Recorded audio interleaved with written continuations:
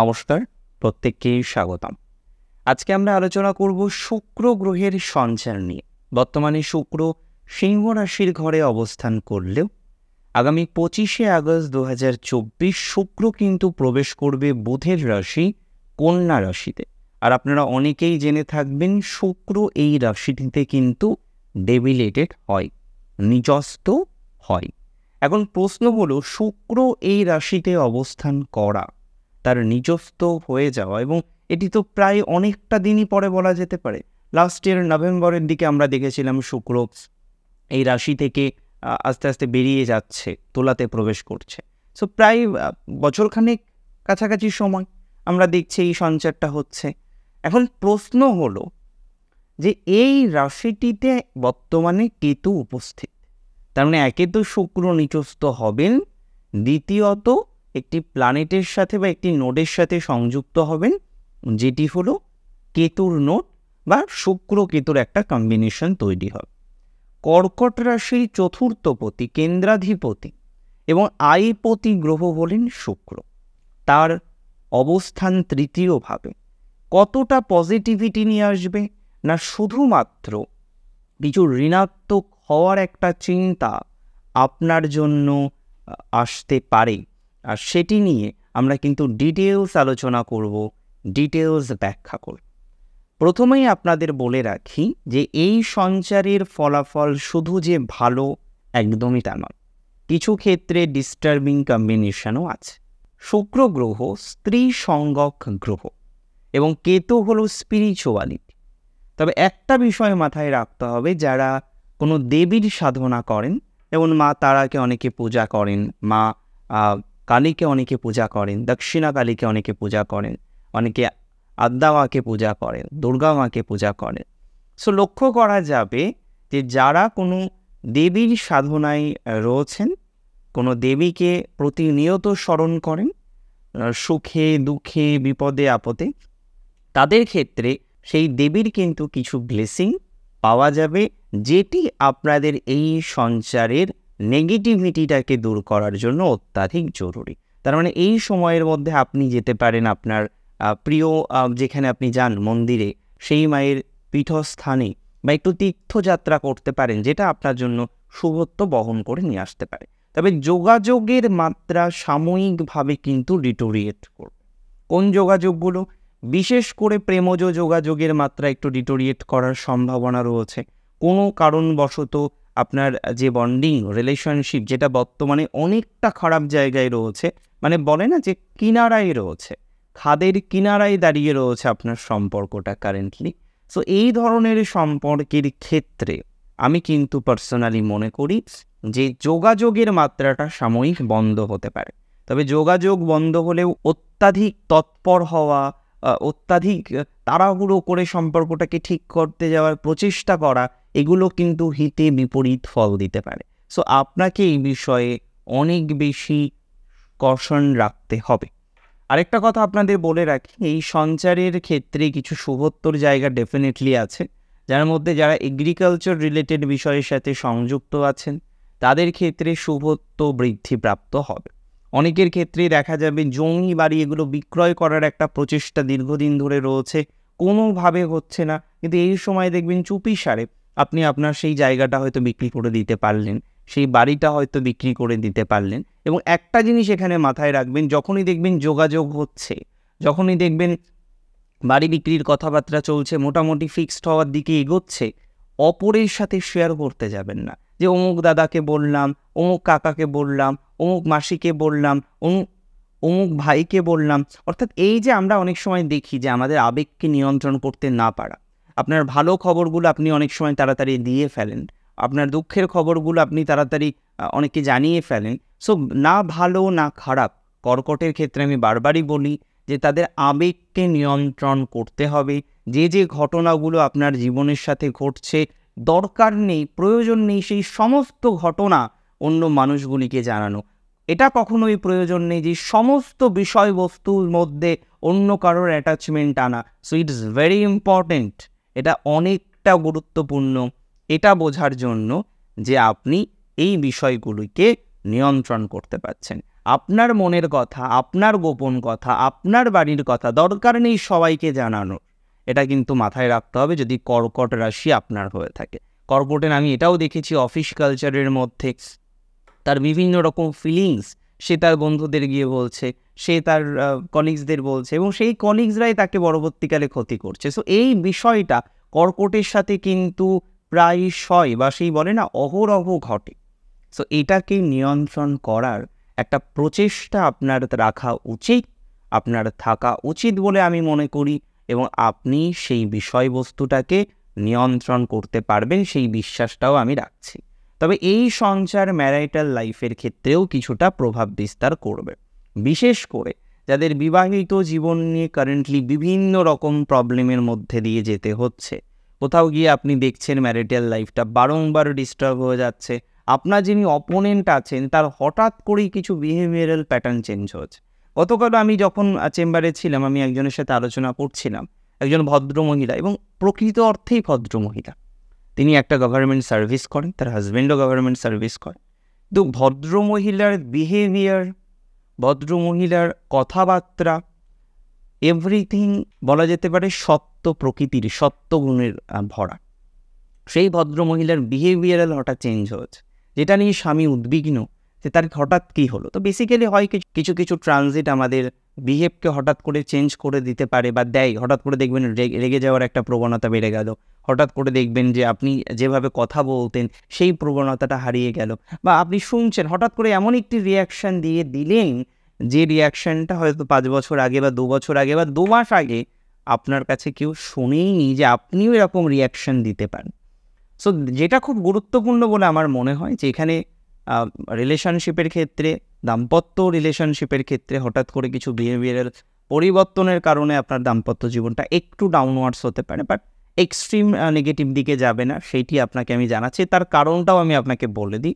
দেখুন, বৃহস্পতির দৃষ্টি আপনার রাশির তৃতীয় থাকছে, সেখানেই শুক্র কেতু বসে আছে। সো বৃহস্পতি কিছুটা তো সেভ করবে, এবং বৃহস্পতি সেভ করবে এর অর্থ এরকমই যে বৃহস্পতি আপনার নবম ভাবের অধিপতি প্র্যাকটিক্যালি, এবং সে কিন্তু পজিটিভ 11th হাউসে সে বসে আছে। সো কোথাও যেন গিয়ে তার একটা সাপোর্ট সেটি তো অবশ্যই পাওয়া যাবে, অন্তত এক্সট্রিম নেগেটিভিটি কিছু কর্কটের আসবে না। কর্কটের আমি অবশ্যই নক্ষত্র ভিত্তিক আলোচনা করব, তবে এই সঞ্চারে কিছু হেলথ প্রবলেম আসতে পারে। যাদের পেটের সমস্যা থাকে, প্রায়শই আপনি পেটের প্রবলেমে ভোগেন, বিভিন্ন রকম সমস্যা আসে, digestive organ related, lower abdomen related, বা হাতের ব্যথা, কাঁধ থেকে শুরু করে কোনোই পর্যন্ত আপনি মাঝে মাঝে একটা ব্যথা ফিল করেন, একটা ডিস্টারবেন্স ফিল করেন। So I want to say, আমি বলতে চাই এই বিষয়বস্তুগুলি প্রথম দিকে একটু ডিস্টার্বিং হলেও আলটিমেটলি হয়তো নিয়ন্ত্রণ করা যাবে। কারোর ক্ষেত্রে জিহ্বার প্রবলেম, মুখমণ্ডলের কোনো একটি বিষয় নিয়ে একটু উদ্বিগ্ন হওয়ার মতো অবকাশ, এই জায়গাগুলো কিন্তু আসতে পারে। সো আমাদেরকে এই বিষয়ে যতটা সম্ভব হয় সচেতনতা রাখা উচিত। এই সময়ে দ্রব্য মুক্তির সম্ভাবনা আছে। অ্যাকচুয়ালি ভিনাসের কারকতার মধ্যে কিন্তু আমরা দ্রব্যাদি দেখি, ম্যাটেরিয়ালস্টিক জগতের এনিথিং, এটা ওটা সেটা এভরিথিং যেটি আপনি ক্রয় করেছেন, যেটি আপনার জীবনের ক্ষেত্রে জরুরি লাক্সারি মেনটেন করতে বা আপনাকে কমফর্ট প্রদান করে, রাইট, সেই বিষয়বস্তুগুলো কিন্তু ভিনাসের নিয়ন্ত্রণাধীন। এখন প্রশ্ন হলো যে দ্রব্য কেন মুক্তি হবে? কারণ কেতু মুক্তিকে রিপ্রেজেন্ট করে। Ketu spiritual planet. রাহু এবং কেতুর দুজনের বৈশিষ্ট্য একরকম নয়, সম্পূর্ণই আলাদা বলা যেতে পারে।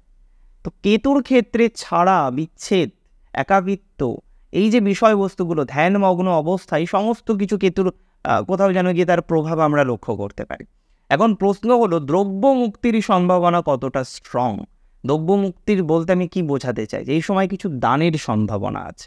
আপনি আপনার কাউকে প্রয়োজন হলো, তাকে কিছু দান করলেন, কেউ আপনার কাছে কিছু হেল্প চাইলো, আপনি তাকে দান করলেন, তাকে হেল্প করার চেষ্টা করলেন। এই যে প্রচেষ্টাগুলো আমরা কিন্তু এই সঞ্চারে দেখতে পারবো, এবং এটি কিন্তু বাস্তবায়িত হতে পারে যদি আপনার রাশিটি হয়ে থাকে নিশ্চিতভাবেই কর্কট। কর্কটের ক্ষেত্রে আমরা এটাও দেখব যে এই সময়ে যারা বিভিন্ন ধরনের যন্ত্রপাতির ব্যবসা করেন, কসমেটিক্সের ব্যবসা করেন, যে কোনো ধরনের বিজনেস যেটি related with Venus or Ketu, সেই বিজনেসের ক্ষেত্রে সাময়িক একটু ডিস্টারবেন্স আসতে পারে। দেখুন, সঞ্চার সর্বদিক থেকে পজিটিভ নয়, এটি নিয়ে কোনো ডাউট নেই, কিন্তু এটা অবশ্যই বলা যেতে পারে যে শুধু নেগেটিভিটিই আসবে কর্কটে, সেরকম কিন্তু কোনো বিষয় নেই। কোমরের যন্ত্রণা আসতে পারে অনেকে যদিও কর্কটের কোমরের যন্ত্রণায় খুব ভোগেন, তাদের ক্ষেত্রে একটু ডিস্টারবেন্স হতে পারে। সহোদরের সাথে সম্পর্ক ইমপ্রুভমেন্ট হবে এই সময়, তবে সমস্ত কিছুই কিন্তু একটা সার্টেন নেগেটিভিটির পরে গিয়ে ইমপ্রুভমেন্টের জায়গা আমরা দেখব। মোটামুটি এই পজিটিভ বিষয়গুলো আমরা হয়তো সেপ্টেম্বরের 10-12 তারিখের পর থেকে ধীরে ধীরে লক্ষ্য করতে পারবো। এবং একটা কথা মাথায় রাখবেন, যোগাযোগের কারণে কেউ যদি সিক্রেটভাবে কিছু আদান প্রদানের কথা বলে, সেটাকে সম্পূর্ণরূপে অ্যাভয়েড করবেন, তা না হলে কিন্তু কিছু টাকা পয়সা বা সম্মান নষ্ট হওয়ার একটা সংযোগ দেখতে পাচ্ছি। এটাকে মাথায় রাখার প্রয়োজনীয়তা রয়েছে, প্রাসঙ্গিকতা রয়েছে। কর্কটের 3টি নক্ষত্র নিয়ে চলুন আলোচনা করা যাক। প্রথম নক্ষত্র পুনর্বসু।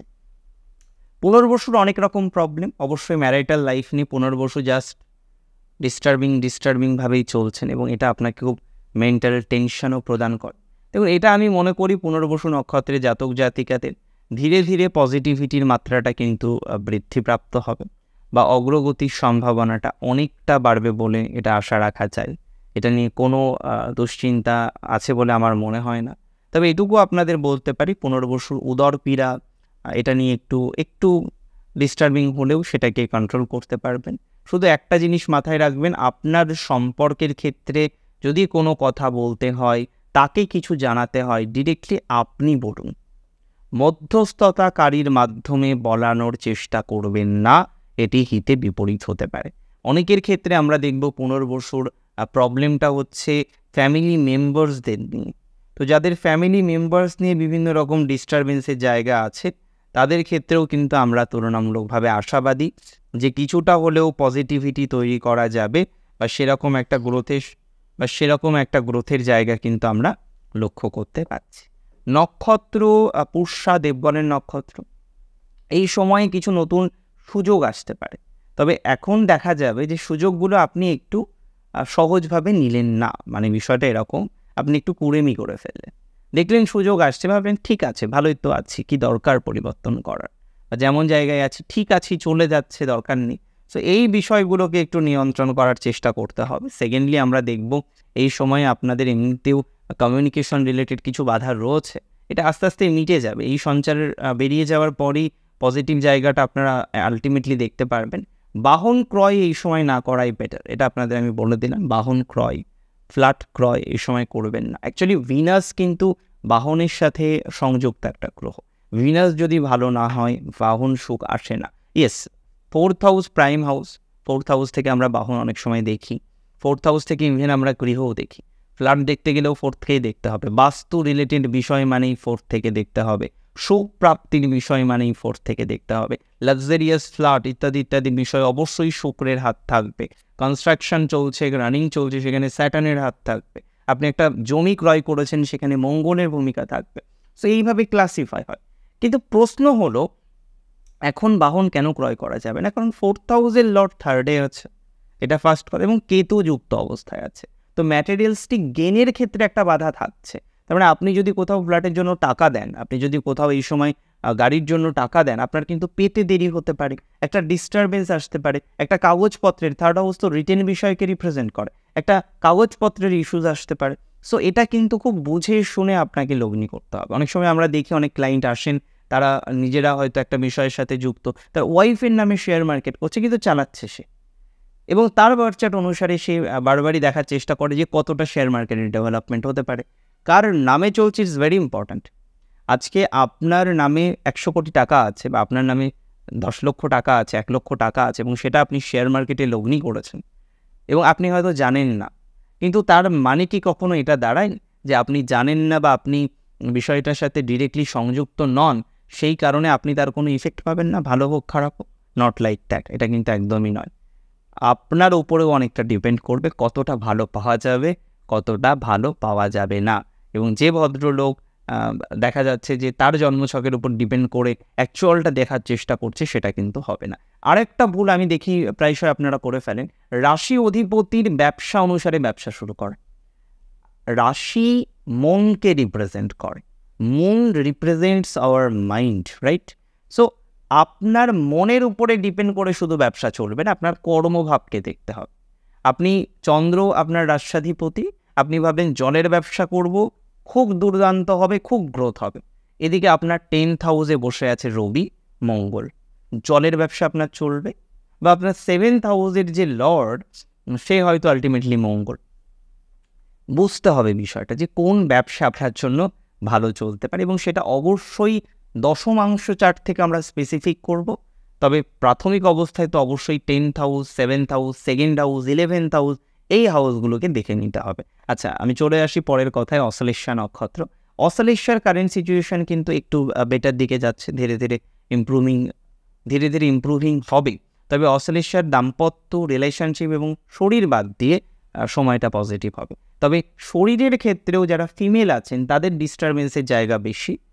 আর আপনার চার্টে যদি দেখা যায় শুক্র একটু হৃষ্ট আছেন, বা কোথাও যেন গিয়ে এই সঞ্চার আপনার পার্টনার, আপনার ওয়াইফের ক্ষেত্রে কিছুটা ইফেক্ট দিতে পারে। মানে কর্কট রাশি, অশ্লেষা নক্ষত্র, তাদের যে ওয়াইফ আছেন তাদের এই সময় কিন্তু একটু হেলথ প্রবলেম এই পার্টিকুলার ট্রানজিটে দিতে পারে, বা তাদের সাময়িক কিছু জটিলতার জায়গা দিতে পারে। দেখুন, সঞ্চারটাকে আমাদের উপভোগ করতে হবে। যদি নেগেটিভিটি আসে সেটাকে আমরা হাসি মুখে বরণ করে হাসি মুখে বিদায় করে দেব। এবং অবশ্যই আমাদের যে দেবতা, এবং অবশ্যই আমাদের যিনি আরাধ্য আছেন, তিনি আমাদেরকে সহায়তা করবেন। অনেক বেশি ভালো থাকুন আপনারা প্রত্যেকে। দিনোত্তর দিন আপনাদের শ্রীবৃদ্ধি হোক। এখানেই শেষ করছি আজকে। জয় শ্রী গণেশ।